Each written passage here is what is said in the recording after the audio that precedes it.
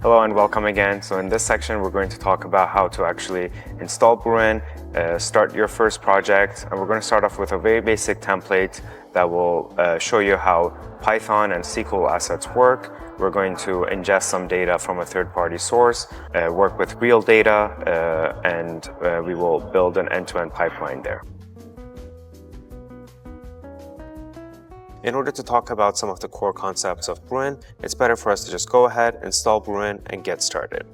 So if you already have Bruin installed, then great. If not, you will want to essentially copy this curl command. It's our recommended way of installing Bruin, and you can go ahead and run it, and it will install Bruin for you.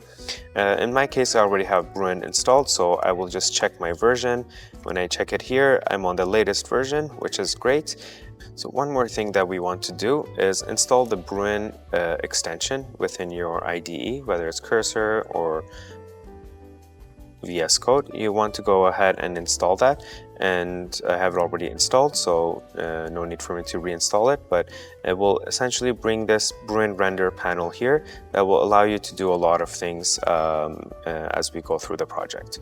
As part of this project, we will be actually utilizing the Bruin MCP. We will use that with an AI agent in order to help us create our pipeline with the help of AI. Follow the instructions to add the Bruin MCP, but essentially go to your IDE settings. In this case, I'm using Cursor, so I will go through the Cursor instructions, but you can follow our documentations for other forms of agents that you can add our MCP to. So under the Cursor settings, if you go under Tools and MCP, you can add a new MCP server. And in here, I have added the Bruin MCP configurations here. And it might require you to reset your IDE. So if that's the case, if you see it says not available, you will just close your IDE and reopen it. A side note here is that Bruin requires the project to be Git initialized as well. So if you want, you can go ahead and do that yourself. If not, when you run the Bruin init command, it automatically initializes Git for you and takes care of that. So we're going to go ahead and run Bruin init, and this will bring up a list of templates that we can choose from. And we have a lot of different templates that you can use for your own projects. And in our case here, we're going to, just to get started and go over the key concepts, we're going to go ahead and choose the default template. And that will create a subfolder for us in the folder that you have open here. And it will create our first pipeline. And the first thing it will do is git initialize this project. It will add a git ignore, and it will create the Bruin YAML file. So this Bruin YAML file is something that stays locally only, and it automatically gets added to the git ignore. And this is a recommended practice for you to follow as well, because you really want to really have your database connections and secrets and all of that stuff managed locally, and never push this to your repo. In here, we define our environments and our connections. Environments are basically the environments that you want to work on. In here, we just have a default environment, but in production environment, you might have your production, sandbox, staging, shadow environments.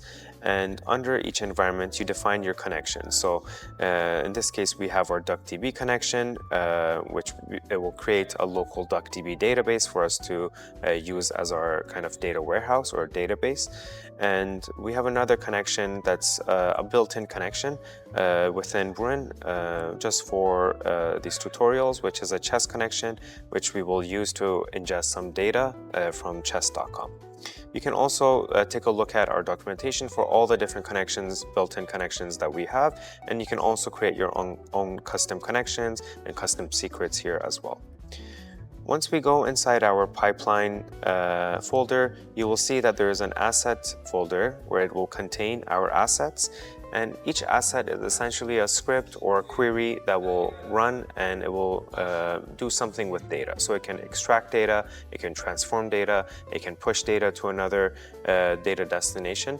And they live inside the asset folder. They can be under subfolders in there as well, but generally speaking, they live inside the asset folder. Under the pipeline YAML file, you will configure the pipeline, and you will define the name of your pipeline, the schedule. We will come back to start date and catch up. We won't be needing it for this tutorial. We can remove that. And you want to also initialize the default connection for this pipeline. So in our case, we will be using the DuckDB connection, so we will initialize that here. Now let's go through the assets here. This is the most basic asset. It really just prints hello, and we just give the asset a name, and we will be able to run it. So in this case, we will open the Bruin panel, and we want to just go ahead and create a run. So I will click the run command here, and it ran the pipeline for us here. Sorry, it ran this asset here, and it printed hello for us, and really that's all it was doing. That's an example of a Python asset. Let's take a look at how to ingest some data using Bruin's own ingester assets.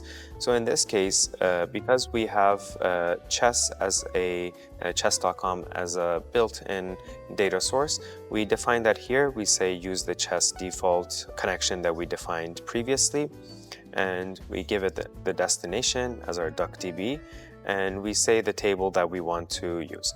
There's a whole list of built-in ingester destinations and sources that you can use, and you can take a look at that in our documentations page.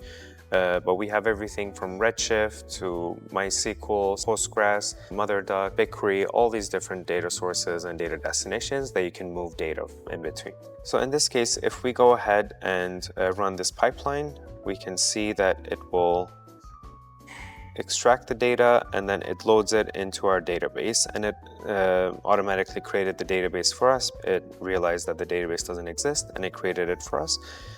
And in this case, let's learn about actually one of the key features of Bruin, which is the intervals that you can set. So there's a start date and end date parameter that you can set in order to ingest data for a certain interval.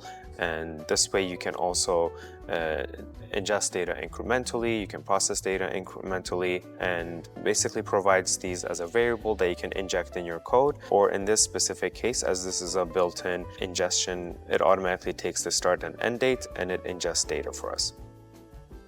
So we had specifically February 2nd to February 3rd selected, so it ingested data for that time. But maybe let's go back a little bit and say we want to run it for all of 2025.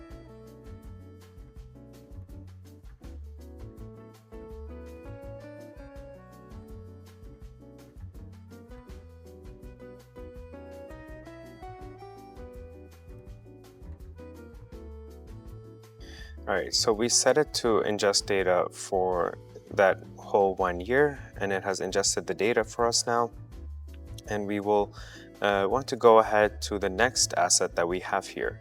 So one of the key things that we want to look here is the dependencies. So we have our dependency to the first asset that we had, which means that once the first asset runs, it will automatically trigger the next asset. And in this case, we are just really taking a look at doing a very basic kind of count star. And we will go ahead and run this as well.